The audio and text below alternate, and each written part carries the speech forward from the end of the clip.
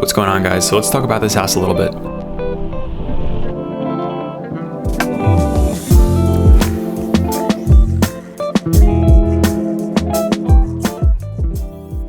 So if we look at the site, it's about 43 feet wide with 3-foot setbacks on each side. That leaves us with 37 feet to have a building. And the house has a water view from the front.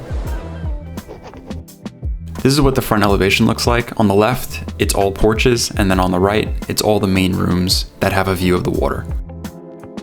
And if we look at this program diagram, we see that all the porches are on the left, on every story. Garage and storage is on the bottom. There's a common room off the first floor, as well as bedrooms. And then on the floor above that, there's the living space, dining room, and kitchen. This is where basically you're going to be spending the most time in the house. And then upstairs is the primary bedroom suite with a study. And the space of the house that will be used the most, like the living room, kitchen, dining room, are all of this middle piece. And that's so if you're in the primary suite upstairs, or if you're in the bedroom common room downstairs, you only have to go up or down one level to get to that main space. So you never have to really climb 2 stories to get to a certain space. This house also has an elevator, which makes going from one story to the other much easier. So this proposed house is in Charleston, and if you ever walk through Charleston, you'll notice all of the buildings really have these bays of 3 windows. And then there's a porch either to the left or the right of the house. So I wanted to make sure to incorporate some of those elements into my design.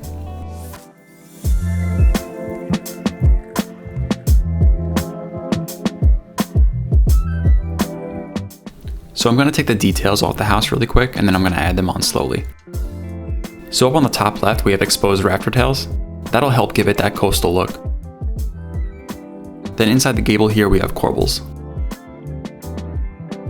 And in between the 3rd and 4th story windows, there's this shed roof detail, which is held up by corbels as well.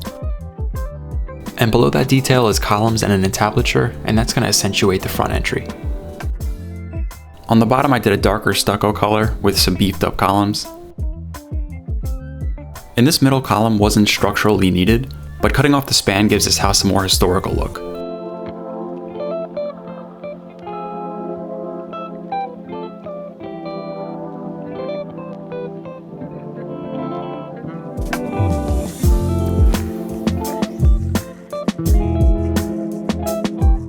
And here's a view from the largest porch off of that main space in the middle where the living room and kitchen and the dining room are going to be. So I used casement windows on this house, a standing seam metal roof, white lap siding, and there's round columns throughout. And as I said, the base was stucco. And then I always make sure to have the taller windows on the bottom and then the shorter windows on the upper floors. So taking a closer look at this shed detail, it's held up by corbels. I have exposed rafter tails on this to give that coastal feel. And then I recessed the entry here so that you have a platform once you get up the stairs. For the window trim, we have a 4-inch trim around with a 1-inch trim capping it, a 2-inch sill, 4-inch trim on the top, and then 4 inches of molding to cap that top piece off.